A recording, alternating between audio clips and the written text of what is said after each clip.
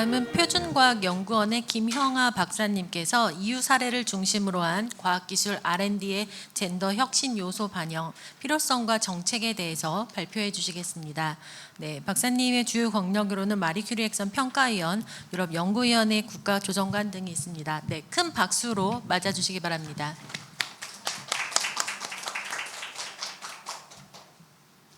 네, 안녕하세요. 저는 한국표준과학연구원의 김형하라고 합니다. 오늘 이렇게 뜻깊은 자리에 불러주신 이해숙 소장님과 김복철 이사장님께 감사드립니다. 저는 오늘 EU 호라이즌 유럽의 사례를 좀 공유를 드리면서 조금 전에 이해숙 소장님과 김은준 단장님께서 말씀하신 그 사례들, 그리고 왜 이것을 EU는 그렇게 고집을 하는지, 그 필요성, 이런 것들에 대해서 조금 더 다들 어렴풋이는 알고 계시겠지만 조금 더 상세하게 설명을 드리고자 합니다.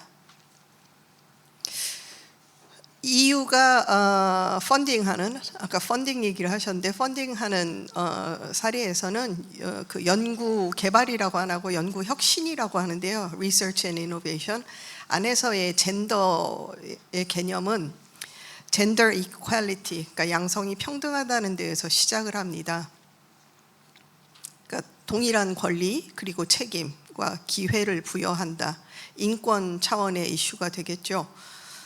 EU의 R&I 펀딩 원칙에도 그러다 보니까 젠더 혁신 요소가 적용이 됩니다.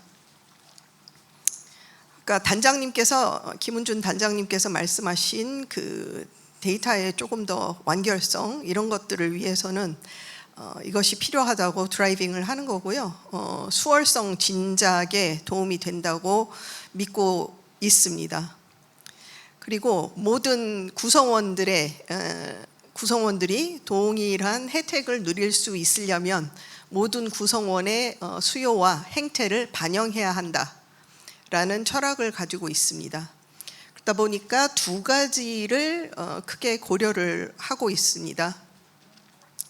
첫 번째는 젠더 밸런스고 두 번째는 젠더 디멘션입니다. 젠더 밸런스의 경우는 펀딩 받은 프로젝트의 연구팀 내에서 균형 있는 남녀 비율을 구성해야 된다라는 의미가 되겠습니다. 사실 이 제도를 드라이빙을 하면서 처음에 굉장히 많은 남성들한테 그 저항을 받았어요. 어디 가서 찾으란 말이냐 우리는. 그런데 어쨌든 지금 이것을 계속 이행을 하다 보니까 지금은 그런 불평은 안 나오고 그냥 당연한 거다라고 생각을 하는 것 같은데, 유럽 동료들 말을 들어보니까 EU의 펀딩 체계가 이렇다 보니까 호라이즌 2020이나 호라이즌 유럽 프로젝트들은 이렇게 성비를 균형을 맞추려고 하지만 각자 나라들이죠. 각자 개별 국가들의 내셔널 펀딩 에이전시는 별로 그거에 대해서 상관을 안 하다 보니까 각자 나라는 여전히 이 불균형, 비응이 일어난다, 이렇게 말을 하고 있습니다. 근데 김은준 단장님께서 말씀하신 대로 펀딩이 굉장히 중요한 요소가 되는데요. 호라이즌 유럽의 프로젝트를 받으려면 일단 연구팀 안에서 남녀 비율을 맞추고, 또한 연구팀 리더 역할도 남자 여자를 맞춰라. 어디 가서 못 찾는다 이런 얘기 하지 말고 그냥 무조건 맞춰라. 이러다 보니까 최근에는 뭐 프로젝트 코디네이터라고 해야 되나요? 뭐 총괄 PI라든가 이런 분들이 다 젊지만 여성 이런 경우들을 많이 보곤 합니다. 이 제도를 인포스 하기 위해서 호라이즌 유럽은 어떻게 진행을 했냐면, 프로젝트 선정 평가 시 동점인 프로젝트들은 다 놓고 성비가 맞는 프로젝트를 가장 고득점으로 주겠다. 순위 결정을 하는 데 활용을 하겠다. 그래서 이제 프로젝트 랭킹 크라이테리언이라고 부르는데요.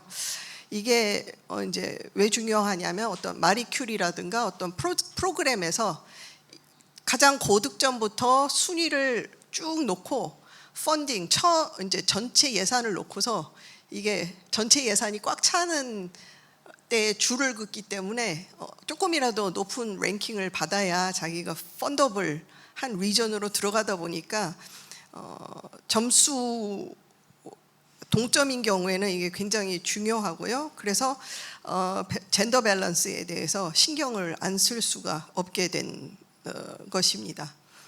젠더 디멘션이라고 하는 것은 조금 전에 김은준 단장님께서 설명하신 부분이라고 보시면 되겠는데요. 연구 수행 과정 전반에 성별 간의 잠재적 차이를 반영해서 이를 고려한 분석을 이행한다.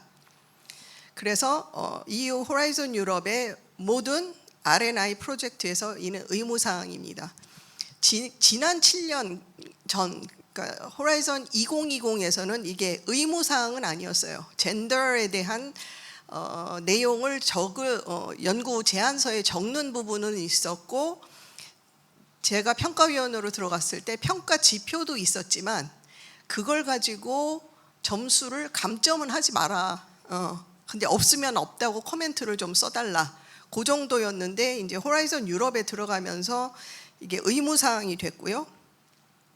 심지어는 평가 지표 중에서 수월성 크라이테리아, 그러니까 크라이테리아가 크게 세 가지입니다. 엑셀런스, 임팩트, 그리고 임플리멘테이션 이렇게 세 가지인데 엑셀런스 크라이테리아에서 방법론, 메소돌로지에 이것을 적도록 돼 있고 이것에 대해서 정성적으로 평가를 하도록 돼 있습니다. 그러면 젠더 디멘션이라는 게 뭐냐? 연구 프로젝트 디자인할 때부터 계획을 세울 때부터 수행 단계 전반에 걸쳐서 젠더 요소를 반영하는 것이다. 아까 말씀하신 의약품 연구 시 시험 단계에서 양성의 세포, 조직, 개체를 포함하고 이의 차이를 분석하는 거다. 성별, 복용량의 차이, 아까 이해숙 소장님이나 김은중 단장님께서 여러 사례를 말씀하셨습니다. 복용량의 차이라든가 효과의 차이가 있을 수 있기 때문에 그것에 대해서 출시하기 전에 그것에 대해서 연구 내지 시험을 해야 된다. 그리고 미래에 가서는 성별 맞춤형 치료도 가능하지 않을까 이렇게 기대를 하고 있습니다. 왜 이것을 해야 되냐? 그 의약품 사례에서 보듯이 남녀 간의 그 복용량 차이라든가 효과 차이가 분명히 있기 때문에 그게 필요하다고 했고요. 처음에 어떤 이 voice activated 시스템이 이제 아주 그 첨단 기술일 때, 지금은 이제 워낙 범용 기술이 됐는데 첨단 기술일 때 미국의 어떤 자동차 회사에서 아무 생각 없이 남성들로만 이 목소리를 피딩을 해가지고 나중에 출시하기 직전에 보니까 여자 목소리는 인지를 못했다는. 그래서 다시 이제 withdraw하고 새로 다시 만들었다. 그게 이제 굉장히 유명한 사례인데요. 그러다 보니까 젠더 디멘션이 연구 혁신 내에 반영이 되면 베네핏은 기업은 장기적으로는 개발 비용이 절감될 것이다라는 효과가 있고요. 사회적으로는 이 잘못된 약의 복용, 하여튼 효과 이런 것들 때문에 발생하는 사회적 비용이나 경제적 부담이 감축이 될 것이라고 보고 있고 개인적으로는 건강과 행복이 조금 더 보장이 되지 않을까라는 관점입니다. 그러다 보니까 각 기관에서 뭘 해야 되느냐 했을 때는 젠더 이퀄리티 플랜을 수립을 하고 이것을 이제 확산을 시켜야 된다라는 건데요. 젠더 이퀄리티 플랜 GEP라고 부르는 그것이 뭐냐 했을 때 구조적 변화 과정을 통해서 조직적 특정 조직 내 성평등 촉진을 목표로 하는 일련의 약속과 행동입니다. 무슨 얘기냐 하면 김복철 이사장님께서 NST 홈페이지에다가 우리는 젠더 이퀄리티 플랜을 이러이러하게 짰고 라고 일단 웹사이트에 올리셔야 되고 그게 이제 그 뒤에 따르는 후속 조치들이 있습니다. 조금 이따 말씀드리겠습니다. 이런 것들이 왜 필요하냐 했을 때 EU 규정에 충족되는 GEP 수립 필요 대상들은 누구냐 하면 EU 회원국 및 준회원국의 공공기관, 연구기관, 고등교육기관 등이 해당이 됩니다. 이 얘기는 뭐냐면 아까 말씀하신 펀딩을 받으려면 이걸 갖춰라. 그렇지 않으면은 펀딩을 EU 호라이즌 유럽에서는 받지 못한다고 생각을 하면 된다라는 거죠. 그래서 EU 호라이즌 유럽에 참가하고자 하는 또는 참여하기 위해서는 의무적인 자격 요건이 됩니다. 이 GEP가 없으면 참여를 못합니다. 호라이즌 유럽 선정 평가 시 참여 요건 충족 기준입니다. Eligibility Criterion에서 그러니까 어떤 선정 평가 뭐 채점 들어가기 전에 이게 없으면 탈락인 거죠. 그래서 GEP의 4대 절차적 필수 의무 요건과 5대 권고 분야를 잠시 설명을 드리겠습니다. 4대 필수 의무 요건은 공적인 문서입니다. GEP는 최고 경영진이 서명하고 대내적으로는 기관 내에 적극적으로 알리며 대외적으로는 기관 웹사이트에 게시된 공식 문서여야 인정이 됩니다. 이렇게 쓴 이유는 아마 그럴 거예요. 호라이즌 유럽의 프로젝트 오피서들이 엄청 질문을 많이 받을 거예요. 프로젝트 코디네이터가 서명한 거면 되냐?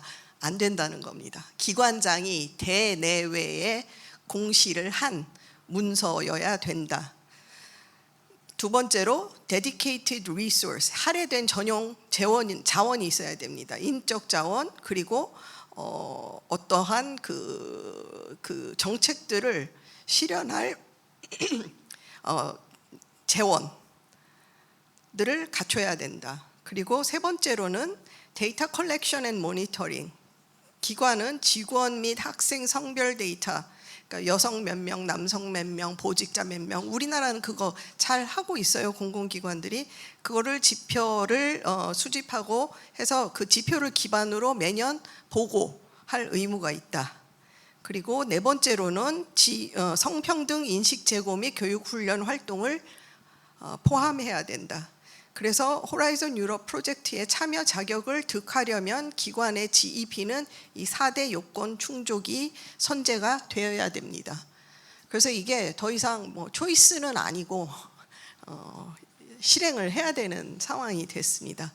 그러면 그 GEP에 포함돼야 될 내용은 뭐가 있을 수 있을까요? 라는 질문을 많이 받다 보니까 권고사항으로 이런 거를 넣으면 된다라고 EU가 안내를 하고 있습니다. 일생활의 균형과 그에 대한 조직 문화, 리더십과 의사결정에서 성별 균형, 그리고 채용 및 승진의 성평등, 연구 및 교육 콘텐츠의 젠더 요소 조합, 성희롱 등 젠더 기반 폭력에 대한 대책. 대부분 우리가 알고 있는 그러한 내용이 되겠습니다. 근데 더 이상 이게 어떤 선택사항, 그러니까 뭐 할 거냐 말 거냐 연구자가 그렇게 선택사항은 아니라는 것이 젠더 밸런스가 아까 말씀드린 대로 순위를 결정하는 기준이 되고 참여를 위한 요건이 되기 때문이고요.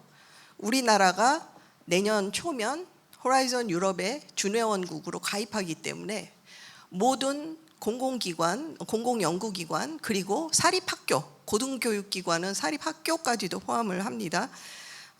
그러다 보니까 우리나라에서 참여를 하고자 하는 기관이 있으면 그 기관은 GEP가 수립되고 공시가 되어야 하는 상황입니다.